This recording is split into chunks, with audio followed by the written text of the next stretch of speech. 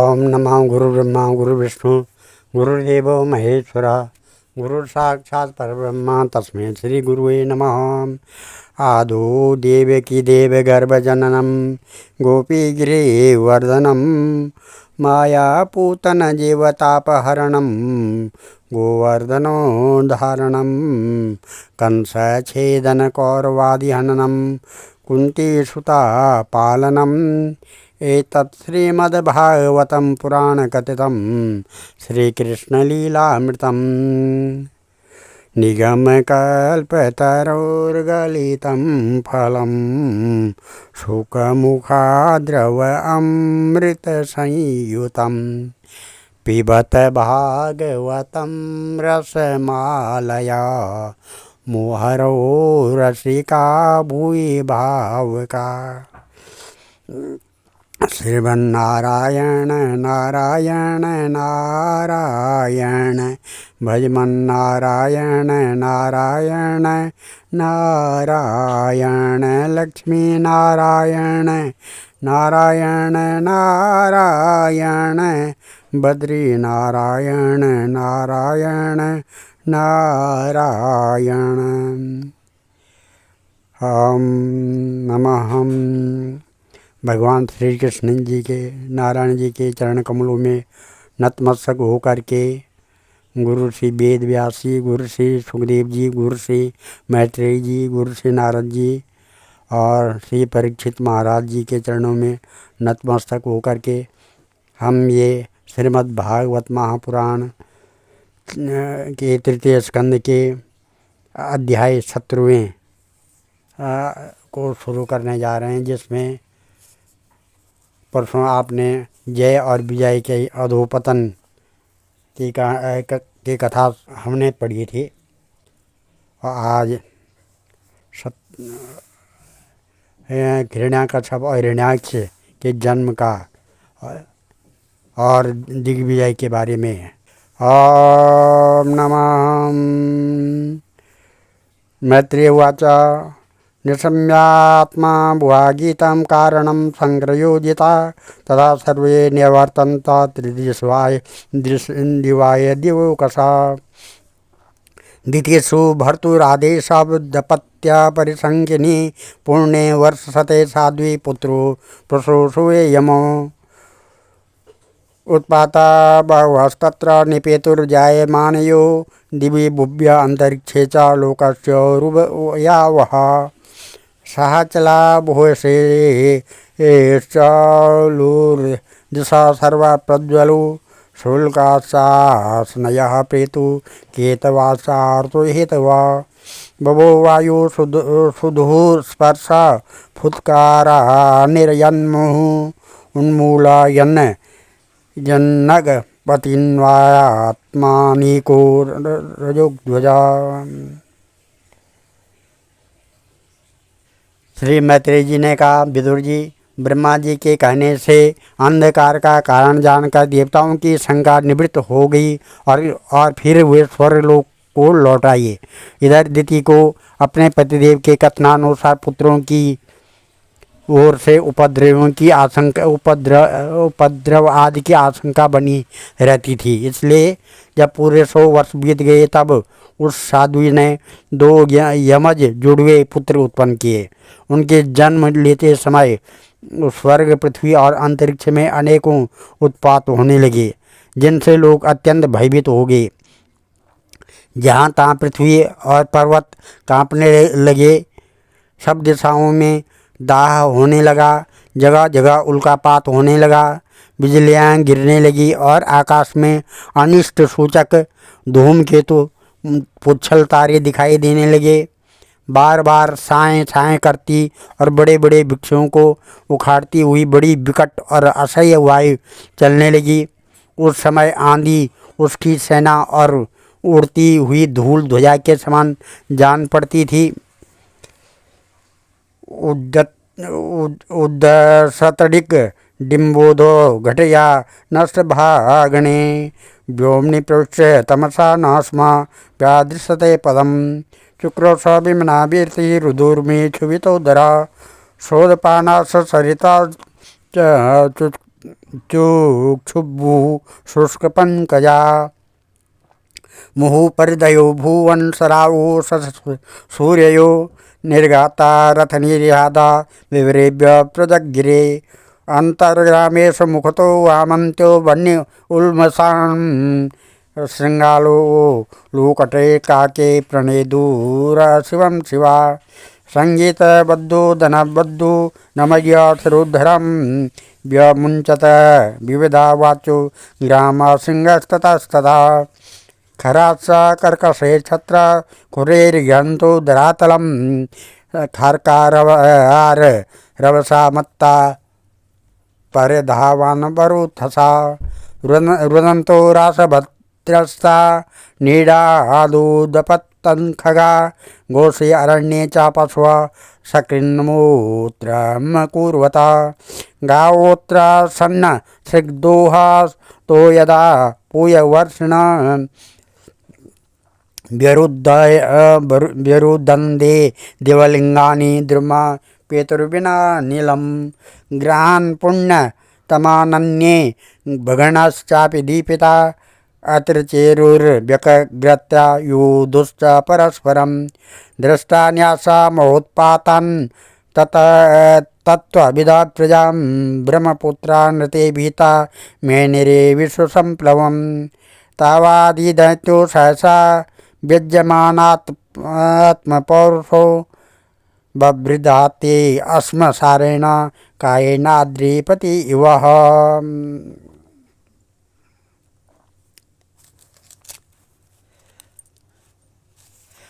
बिजली जोर जोर से चमककर मानो खिलखिला रही थी। घटाओं में ने ऐसा सघन रूप धारण किया कि सूर्य चंद्र आदि ग्रहों के लुप्त हो जाने से आकाश में गहरा अंधेरा छा गया। उस समय कहीं कुछ भी दिखाई नहीं देता था। समुद्र दुखी मनुष्य की भांति कोलाहल करने लगा। उसमें ऊंची ऊंची तरंगें उठने लगी और उसके भीतर रहने वाले जीवों में बड़ी हलचल मच गई। नदियों तथा अन्य जलाशयों में भी बड़ी खलबली मच गई और उनके कमल सूख गए। सूर्य और चंद्रमा बार बार ग्रसे जाने लगे तथा उनके चारों अमंगल सूचक मंडल बैठने लगे। बिना बादलों के ही गरजने का शब्द होने लगा तथा गुफाओं में से रथ की घरघराहट का सा शब्द निकलने लगा। गाँव में गीदड़ और उल्लुओं के भयानक शब्द के साथ ही सियारियाँ मुख से दहकती हुई आग उगलकर बड़ा अमंगल शब्द करने लगी। जहाँ तहाँ कुत्ते अपनी गर्दन ऊपर उठकर कभी गाने और कभी रोने के समान भांति भांति के शब्द करने लगे। विदुर जी, झुंड के झुंड गधे अपने कठोर खुरों से पृथ्वी खोदते और रेंकने का शब्द करते मत वाले होकर इधर उधर दौड़ने लगे। पक्षी गधों के शब्द से डर कर रोते चिल्लाते अपने घोंसलों से उड़ने लगे। अपनी खिड़कों में बंधे हुए और वन में चरते हुए गाय बैल आदि पशु डर के मारे मल मूत्र त्यागने लगे। गौएं ऐसी डर गई कि दुहने पर उनके थनों से खून निकलने लगा। बादल पीब की वर्षा करने लगे। देवी मूर्तियों की आंखों से आंसू बहने लगे और आंधी के बिना ही वृक्ष उखड़ उखड़ कर गिरने लगे। शनि राहु और क्रूर ग्रह प्रबल होकर चंद्र बृहस्पति आदि सौम्य ग्रहों तथा बहुत से नक्षत्रों को लांग कर वक्र गति से चलने लगे तथा आपस में युद्ध करने लगे। ऐसे ही और भी अनेकों भयंकर उत्पात देखकर सनकादि के सिवा और सब जीव भयभीत हो गए तथा उन उत्पातों का मर्म न जानने के कारण उन्होंने यही समझा कि अब संसार का प्रलय होने वाला है। वे दोनों आदि दैत्य जन्म के अनंतर शीघ्र ही अपने फौलाद के समान कठोर शरीरों से बढ़कर महान पर्वतों के समान हो गए तथा उनका पूर्व पराक्रम भी प्रकट हो गया। दिविस्प्रसो हिमकिरीटकोटिभिः निरुद्धकाष्ठोत्स्फुरदङ्गदाभुजो गां कंपयन्तो चरणे पदे पदे कट्या सुकञ्चार्कमतीयेत्य तथास्तु प्रजापतिर्नामतयोकरासीत् या प्राकस्वदेहदमयुरजायत् तं वे हिरण्याकश्यपं विदुः प्रजाः यं तं हिरण्याक्ष सूतसाग्रता।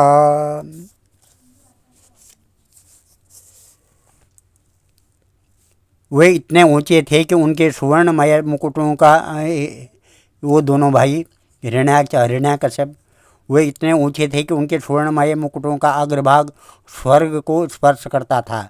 उनके विशाल शरीर से सारी दिशाएं आच्छादित हो जाती थी।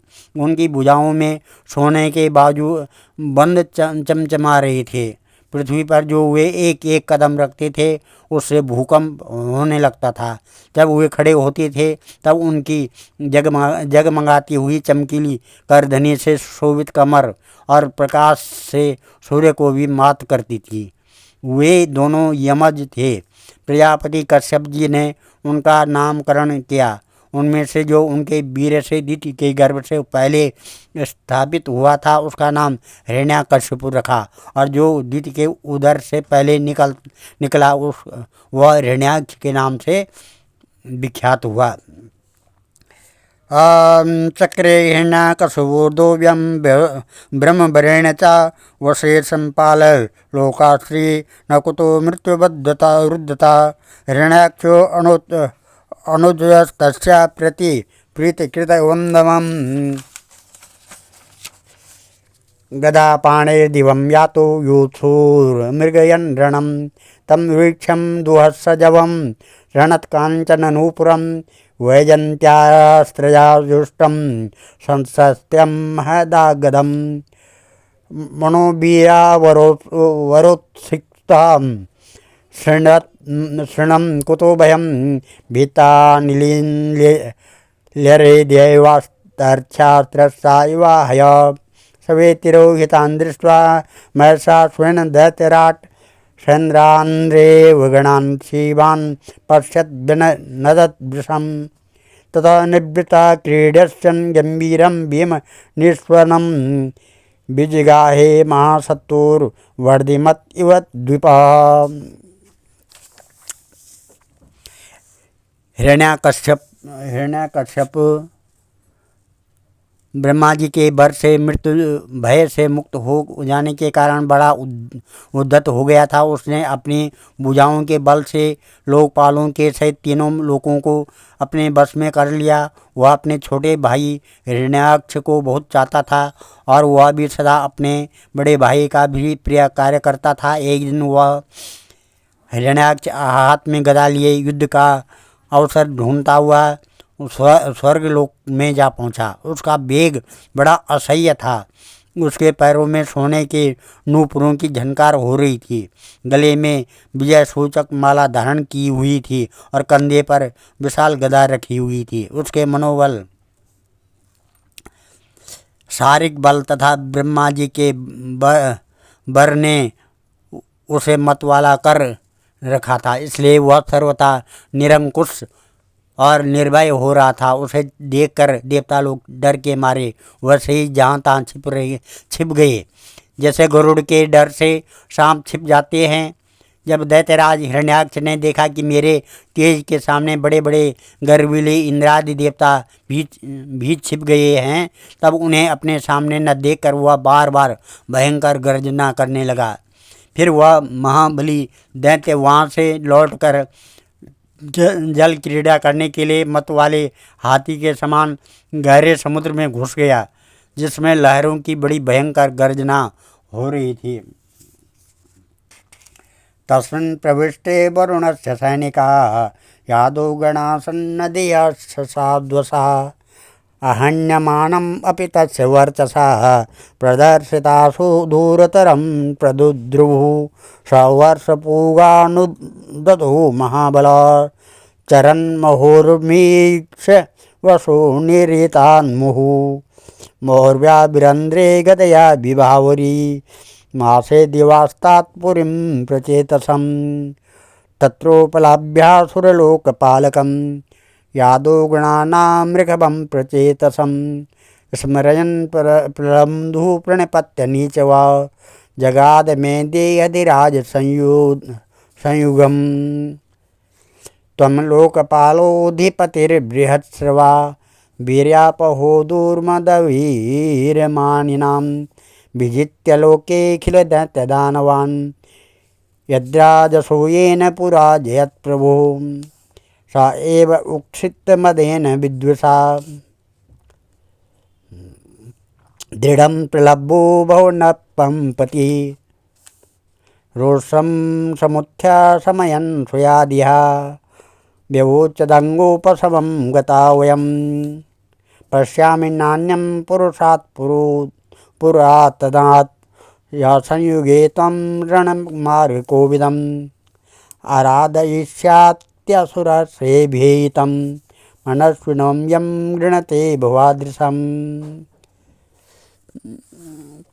जो ही उसने हिरण्याक्ष ने समुद्र में पैर रखा कि डर के मारे वरुण के सैनिक जलचर जीव हक बका गए और किसी प्रकार छाड़ न करने पर भी वे उसकी धाक से ही घबराकर बहुत दूर भागे। महाबली हिरण्याक्ष अनेक वर्षों तक समुद्र में ही घूमता और सामने किसी प्रतिपक्षी को न पाकर बार बार वायु वेग से उठी हुई उसकी प्रचंड तरंगों पर ही अपनी लोहमयी गदा को आजमाता रहा। इस प्रकार घूमते घूमते वह वरुण की राजधानी विभावरीपुरी में जा पहुंचा। वहां पाताल लोक के स्वामी जलचरों के अधिपति वरुण जी को देखकर उसने उनकी हंसी उड़ाते हुए नीच मनुष्य की भांति प्रणाम किया और कुछ मुस्कुराते हुए व्यंग से कहा, महाराज मुझे युद्ध की भिक्षा दीजिए। प्रभु आप तो लोकपालक राजा और बड़े कीर्तिशाली हैं। जो लोग अपने को बांका वीर समझते थे उनके वीर मद को भी आप चूर्ण कर चुके हैं और पहले एक बार आपने संसार के समस्त दैत्य दानवों को जीत कर राजसूय यज्ञ भी किया था। उस मदोन्मत्त शत्रु के इस प्रकार बहुत उपहास करने से भगवान वरुण को क्रोध तो बहुत आया, किंतु अपने बुद्धि बल से वे उसे पी गए और बदले में उससे कहने लगे, भाई हमें तो अब युद्ध आदि का कोई चाव नहीं रह गया है। तम वीरमाराध्य पद्म विस्मया सहिष्यसे वीरशयेष्वीर्भृता यस्त्वद्विधानं सतां प्रशान्ते रूपाणि दत्ते सदनुग्रेक्षया। वे बड़े वीर हैं, उनके पास पहुँचते ही तुम्हारी इस प्रकार से भगवान पुराण पुरुष के सिवा हमें और कोई ऐसा दिखता भी नहीं है जो तुम जैसे रणकुशल वीर को युद्ध में संतुष्ट कर सके। दैत्यराज तुम उन्हीं के पास जाओ, वे ही तुम्हारी कामना पूरी करेंगे। तुम जैसे वीर उन्हीं का गुणगान किया करते हैं। वे बड़े वीर हैं, उनके पास पहुँचते ही तुम्हारी सारी सेखी पूरी हो जाएगी।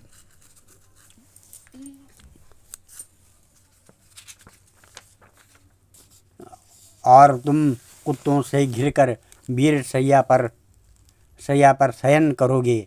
वे तुम जैसे दुष्टों को मारने और सत्पुरुषों पर कृपा करने के लिए अनेक प्रकार के रूप धारण किया करते हैं। आज हम इस 17वें अध्याय को यहीं पर विराम देते हैं और कल 18वें अध्याय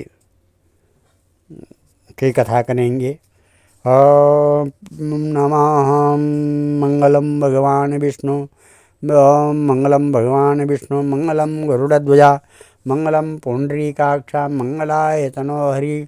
श्री कृष्ण गोविंद हरे मुरारे हे नाथ नारायण वासुदेवा हे नाथ नारायण वासुदेवा हे नाथ नारायण वासुदेवा।